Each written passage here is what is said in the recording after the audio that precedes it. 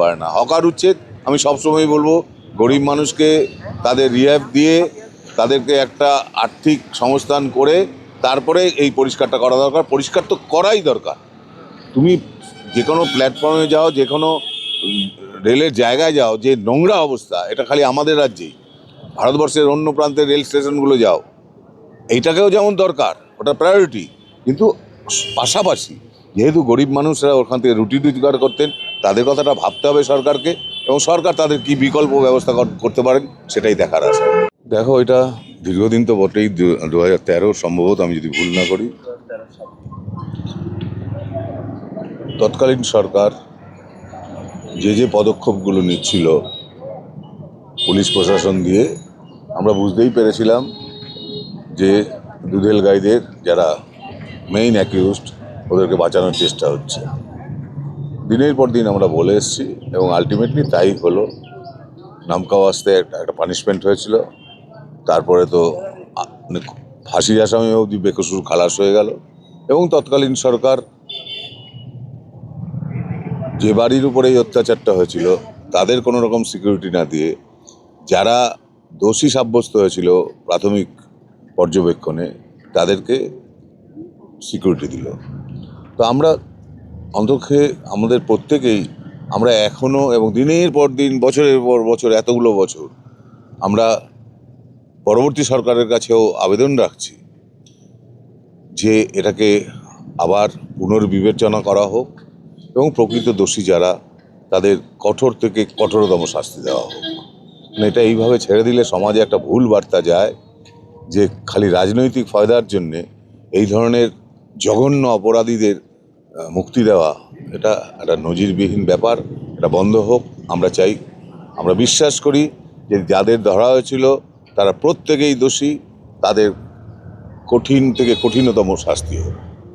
না, আমি তার সঙ্গে একটা জিনিস সংযোজন করতে চাই সমিতদা, যিনি অন্যতম প্রধান প্রত্যক্ষদর্শী ছিলেন, মেয়েটি যে স্কুলের এর থেকে নেমেছে, ছাতু বিক্রি করতেন কাকা, সেই কাকার যেভাবে মারা গিয়েছিলেন সেটাও কিন্তু আজকে আমাদের কাছে একটা প্রশ্ন। আজকে যদি সম্ভব হয় সেই কাকার মৃত্যুর প্রশ্নটাও আজকে রিওপেন করা। এবং আমরা তখন 7 জন বয়স্কা মহিলা, তখন নবান্নে যাওয়া হয়নি, তখন রাইটার্স বিল্ডিংয়ে চলছিল। আমরা 7 তারিখ ঘটনাটা ঘটেছে, আমরা 12 তারিখ গিয়ে সেখানে আমরা চেয়েছিলাম যে আমাদের এই ব্যাপারটায় অবিলম্বে যেটা করা হোক, দেওয়া হোক, অবিলম্বে বিচার চাওয়া হোক। তাই জন্য আমাদের 14 জনের বিরুদ্ধে আমরা শাসক দলের কত রকমভাবে অপচেষ্টা করেছি, শাসক দলের শাসন করার বিরুদ্ধে আমাদের 14 জনের বিরুদ্ধে মামলা চলেছিল এবং অবশেষে 6 বছর বাদে সেই মিথ্যা মামলা কিন্তু সেইটা শেষ হয়েছে। মিথ্যা মামলা, সেই মামলাটি মিথ্যা সেটা পরিণত হয়েছে। ফলে সেখানে কত রকমভাবে হেনস্থা করা হয়েছে যারা প্রতিবাদ করেছেন, সেটাই আমি আরেকটা উদাহরণ হিসাবে তুলে ধরছি।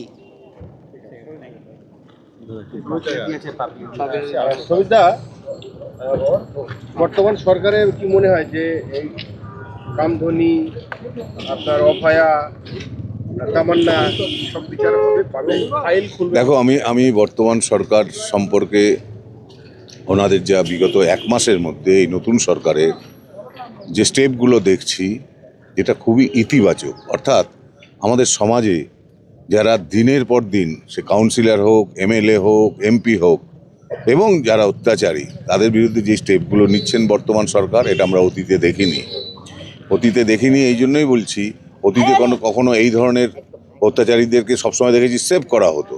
সেইখানে এই সরকার এসে চরম স্টেপগুলো নিচ্ছেন এবং প্রত্যেকে অ্যারেস্ট করছেন। এটা একটা ইতিবাচক দিক। আমরা আশা করছি এই সরকার নিশ্চয়ই এই সমস্ত কেসগুলোকে রিওপেন করবেন এবং প্রকৃত যারা দোষী তাদেরকে শাস্তি দেবেন।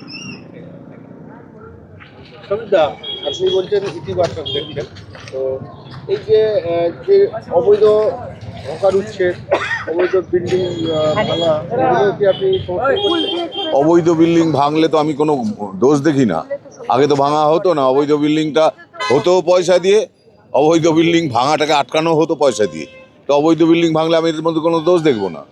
এখন প্রশ্নটা হলো যারা কিনেছেন, ডেফিনেটলি তারা সেইখানে একটা প্রশ্ন থেকে যায় যে তারা কি দোষী, তারা দোষী কি দোষী না সেটা তো কোর্ট বিচার করবে, আমরা বলতে পারবো না। কিন্তু অবৈধ বিল্ডিং হলে সেটা যে ভাঙা উচিত এটা নিয়ে কোনো দ্বিমত থাকতে পারে না। হকার উচ্ছেদ আমি সবসময় বলবো, গরিব মানুষকে তাদের রিহ্যাব দিয়ে তাদেরকে একটা আর্থিক সংস্থান করে তারপরে এই পরিষ্কারটা করা দরকার। পরিষ্কার তো করাই দরকার।